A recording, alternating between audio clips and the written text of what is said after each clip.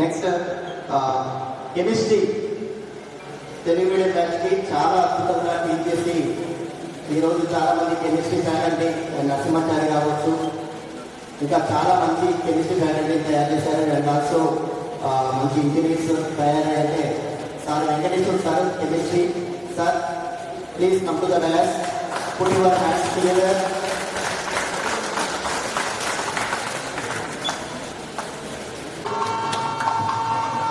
Lunch time అయింది, ఇంకొక 10 to 15 minutes. Welcome to Nagoor Meera sir. Thank you sir for coming. బయటికి వాళ్ళకి ఒక ఉత్సాహం వచ్చింది, వాళ్ళలో ఒక ఎనర్జీ బిల్డ్ అయింది. ఎప్పుడో అంతా ఎనర్జీ వల్ల వచ్చారన్న అది వెళ్ళిపోయి ఇప్పుడు మళ్ళీ నలుగురు తీసుకుని రావడం వల్ల మళ్ళీ వాళ్ళలో కొత్త ఉత్సాహం వచ్చింది.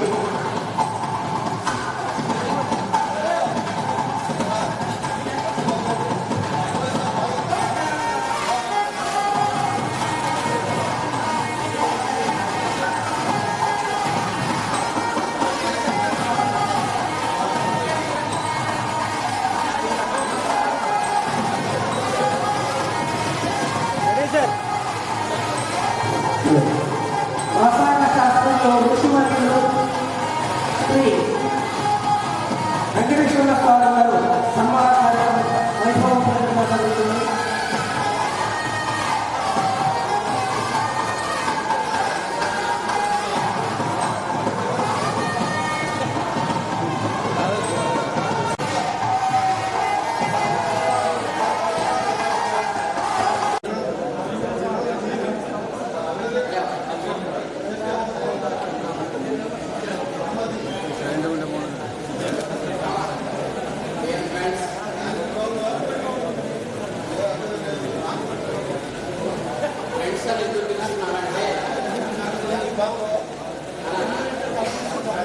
సార్ వాయిస్ కావాలి. అమ్మలుగా నాన్నలుగా అమ్మలుగా తాతలుగా తయారైన నా పూర్వ విద్యార్థులారా, భర్త కోసము ముక్తి కోసము జరిగే పోరాటంలో కేవలం ముక్తి కోసమే నిరుద్యోగంగా హుజూర్నగర్ ప్రాంతంలో ఉన్నటువంటి నా మిత్రులు చాలామంది, ముఖ్యంగా నా స్టూడెంట్ వెంకటరమణారెడ్డి ప్రోత్సాహంతో ఈ వివేకవర్తిని కళాశాలకు మేము సాయంత్రం కాలంలో రహస్యంగా వచ్చి ఇప్పుడు నా కంటికి కనిపిస్తున్నటువంటి ఇంటెలెక్చువల్స్ అని చెప్పాలనుకుంటుంది. ఎందుకంటే ఆల్మోస్ట్ చాలా సిట్టింగ్ వేరియస్ పొజిషన్స్, అది వ్యవసాయం కావచ్చు, ఉద్యోగం కావచ్చు, వ్యాపారం కావచ్చు. కానీ వయసు రీత్యా మీరందరూ కూడా వాటి ఏమో ఉన్నారు కాబట్టి మీరందరూ కూడా తెలియని భావిస్తున్నారు. ఇక మన మిత్రులు చాలా విషయాలు చెప్పారు, నేను అంత చెప్పగలిగే ఒక కోరిక నేను క్యాట్టాక్ ఆపరేషన్ అనేలా భావిస్తున్నాను. అయితే ఈ కార్యక్రమం జరగడానికి ప్రపంచవ్యాప్తంగా దీని మూలకారణం. ఎందుకు చెప్తున్నానంటే, నేను పరిస్థితులకు అనుగుణంగా కోఆపరేట్ నుంచి కార్పొరేట్ కాలేజీలో పనిచేశాను. ఎక్కడ కూడా రిమార్క్ తెచ్చుకోలేదు, ఎక్కడ కూడా నన్ను ఇన్వైట్ చేసి నేను పోయి చదివించాను. ఏదో లేకపోతే మేఘాలకు పోయి ఎక్కడ లేదు. పిల్లలకు నచ్చకపోతే బేసిక్గా మీరే పనిచేసుకునేవారు. ఎందుకంటే ఇంతకుముందు మన వెంకటరమణారెడ్డి చెప్పినట్టుగా నేను పనిచేసేటువంటి నల్గొండ ప్రెస్టీజియస్ డిగ్రీ కళాశాల అటానమస్లో 3 తరాలు నా డిపార్ట్మెంట్లో ఉన్నాయి. నా స్టూడెంట్ వైస్ ప్రిన్సిపల్, నా స్టూడెంట్ టీఎస్కేసీ కోఆర్డినేటర్ నేను. సో నేను కార్యక్రమంలో 1990 నుండి సుమారుగా 2022 వరకు మిర్యాలగూడ కేంద్రీయ కళాశాలలో పనిచేయవలసి వచ్చింది. కర్మ ఎవరిని వదిలిపెట్టరు. అది చదివి బాగా నమ్ముతారు. నా ద్వారా ఐఏఎస్ చాలా చెప్తున్నారు.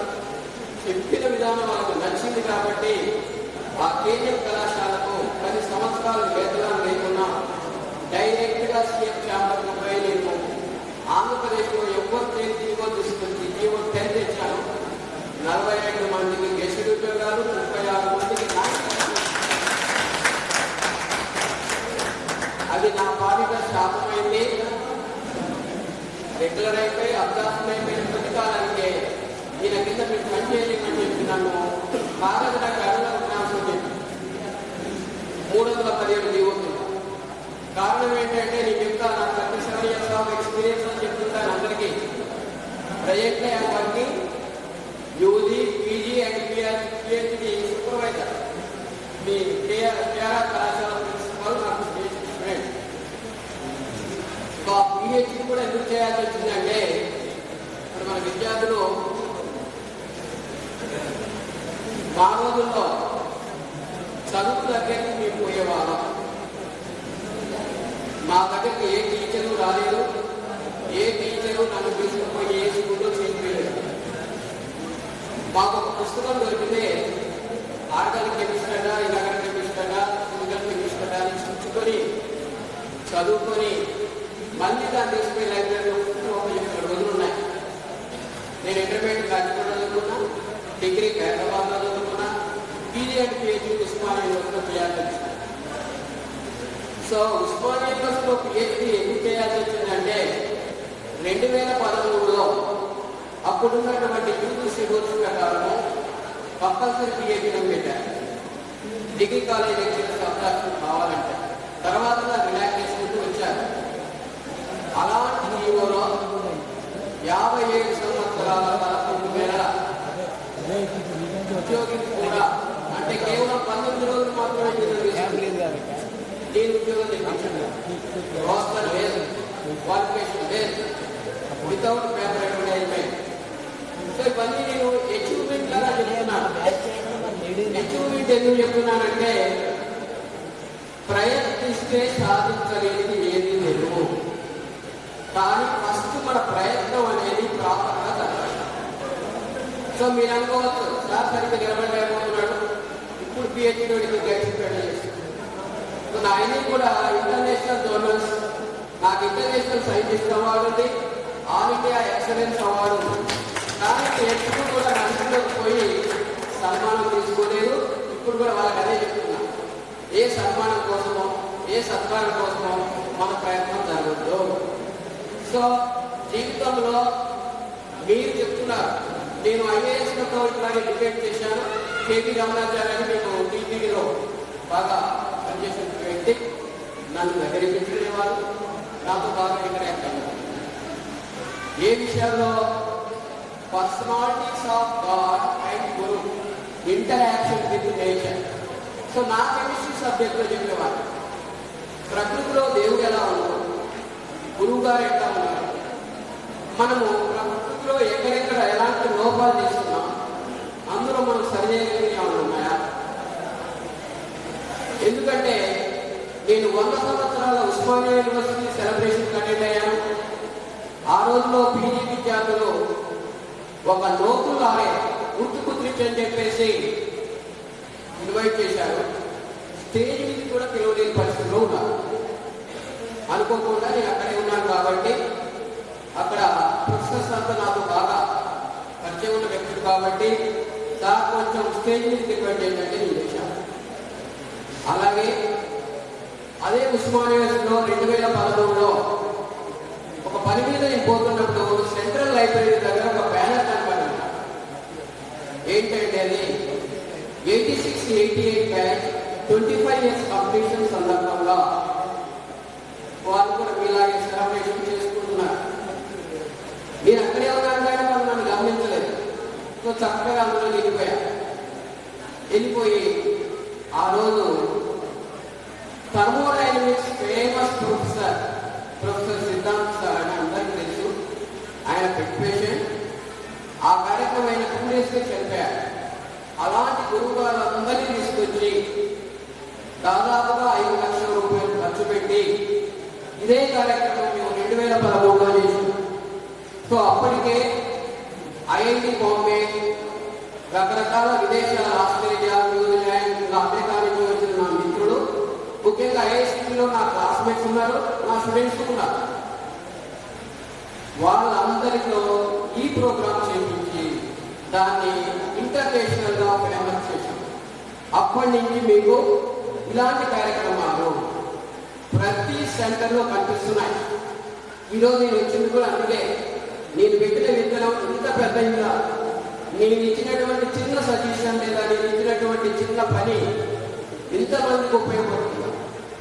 సో అందరూ ఏమనుకుంటారంటే గురువు గారు అంటే కేవలం బ్లాక్ బోర్డు మీద చదువు చెప్పి జీవితంలో మంచి ఉద్యోగం సాధింపజేసి చేసే గురువు గారు. నేను అలా చెప్పాను. ఈ వ్యవస్థలో మంచివారు లేరు, చెడ్డవారు లేరు. కానీ మంచి పరిస్థితి, చెడ్డ పరిస్థితి ఉండదు. మన జేబులో 10 రూపాయలు ఉంటే పాత మిత్రుడు కనపడితే కింద ఛాయ్ రాసిస్తాం. 100 రూపాయలు ఉంటే మంచి టిఫిన్ చేపిస్తాం. 1000 రూపాయలు ఉంటే మంచి బిర్యానీ, మంచి సినిమా చూపిస్తాం. అదే మన దగ్గర రూపాయలు లేదనుకోండి, ఆ వచ్చిన మిత్రుడు నేను ఇంత కాలానికి కనిపిస్తుంది, కనీసం ఛాయ్ కూడా కాపేయలేని పరిస్థితి వస్తుంది. కాబట్టి మధుర బ్రహ్మారెడ్డి సార్ నాకు ఎక్కడ కలిసినా నవ్వుతో పలకరించారు. అప్పటికీ ఆయనకు మధ్య ఎన్ని శాలరీ పెండింగ్లో నేను మర్చిపోయాను. ఎన్నడూ శాలరీ సార్ అడగలేదు.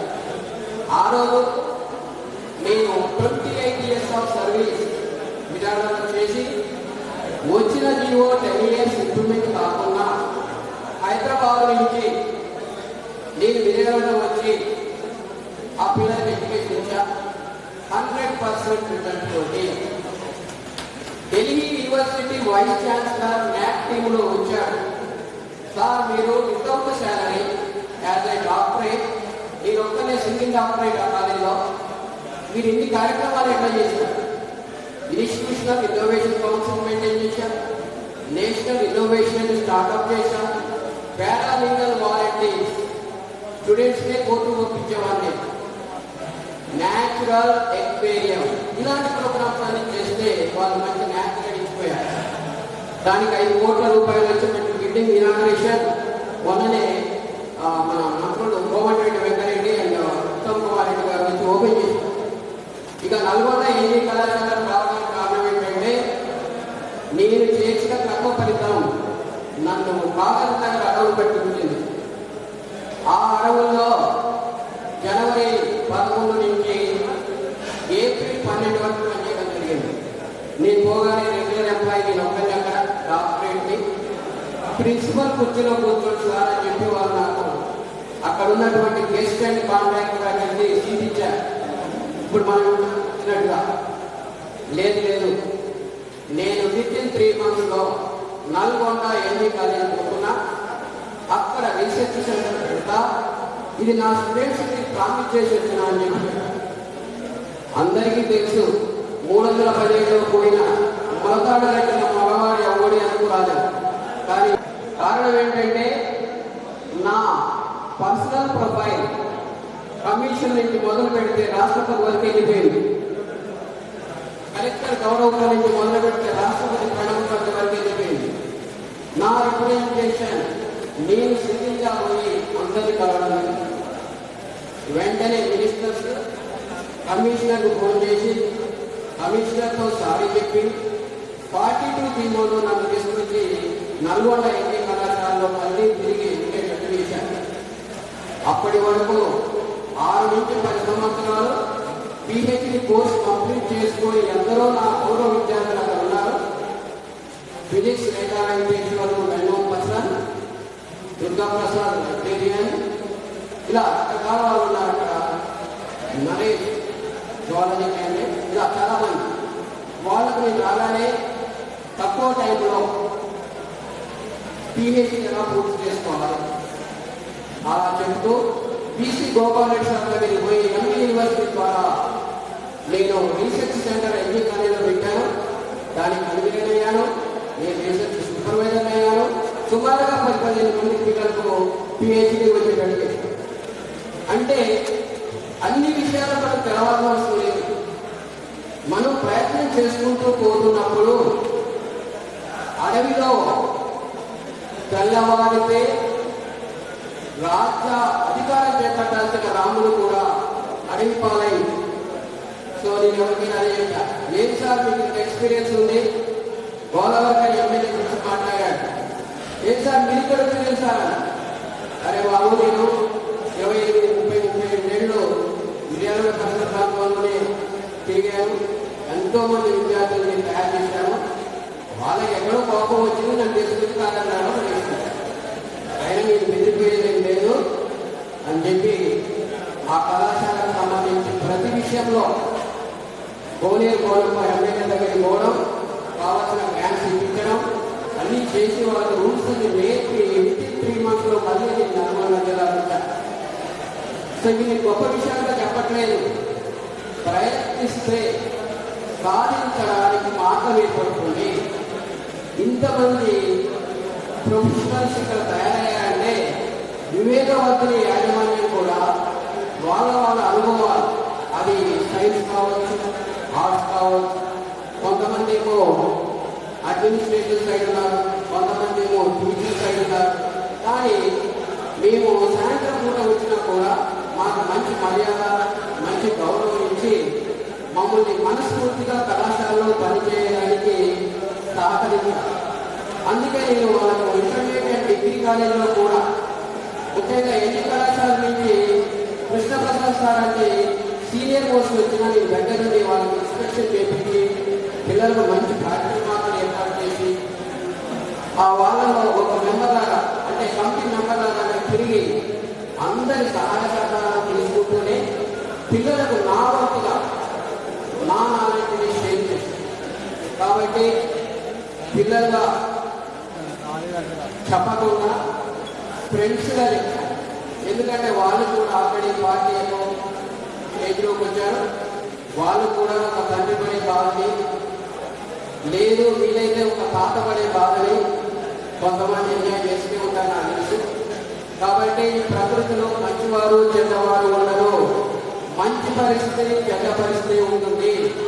నాకు అప్పుడప్పుడు మన ఎకనామిక్స్ సత్యనారాయణ సార్, తర్వాత మన రామనాథ్ సార్, మన ఇంగ్లీష్ ఏఎంఎస్ సార్, వీళ్ళంతా కలిసినే ఉండేవాళ్ళు.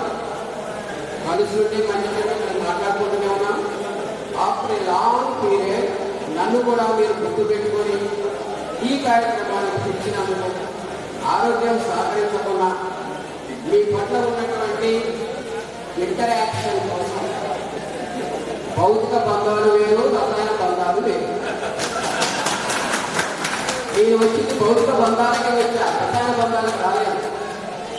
సబ్జెక్టు రసాయనమే కానీ నేను భౌతిక బంధాలకు విలువిస్తాను. కాబట్టి నా పూర్వ విద్యార్థులు MIT పోస్ట్ కాకుండా దేశ ప్రధానమంత్రితో మాట్లాడతారు. నేను నా విద్యార్థుల గురించి ఎందుకు చెప్తున్నానంటే 2012లో ఉస్మాన్ యూనివర్సిటీలో పని మీద పోయినప్పుడు ఇలాగే విద్యార్థులంతా నాతో కలిశారు. ఆ రోజు వాళ్ళకి అక్కడ సెలక్షన్స్ ఉన్నాయి. సార్ మేము ఒక డాక్టరేట్ లేదు, మీరు ఇంకా డాక్టరేట్ కాలేదు, మాకు చాలా ఇబ్బందులు ఉంది సార్ అని. అంటే మీకు ఎన్ని సంవత్సరాలు పట్టింది రాను అంటే ఒకరు 6 అంటున్నారు, ఒకరు 8 అంటున్నారు, ఒకరు 10 అంటున్నారు. నేను కేవలం 13 monthsలో మాస్టర్ మోడలింగ్ అండ్ డ్రగ్ డిజైన్లో డాక్టరేట్ సబ్మిట్ చేశాను. దానికి మినిమం పీరియడ్ 3 years కాబట్టి వాళ్ళు 3 years తర్వాత నా సర్టిఫికేట్ చేతిలో పెట్టారు. కారణం ఏంటంటే నేను 7th క్లాస్ నుంచి మెంటీగా ఉండి పైకి పంపినటువంటి నా విద్యార్థి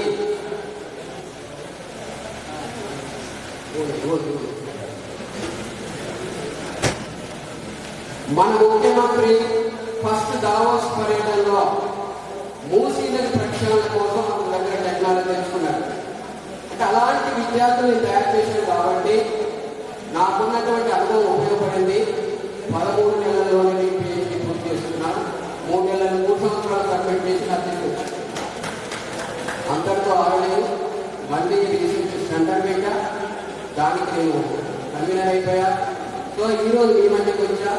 మీ ముందు తల ఉంచుకోలేకుండా నేను కూడా ఒక డాక్టరేట్నే, నేను కూడా సమాజానికి ఉపయోగపడ్డాను.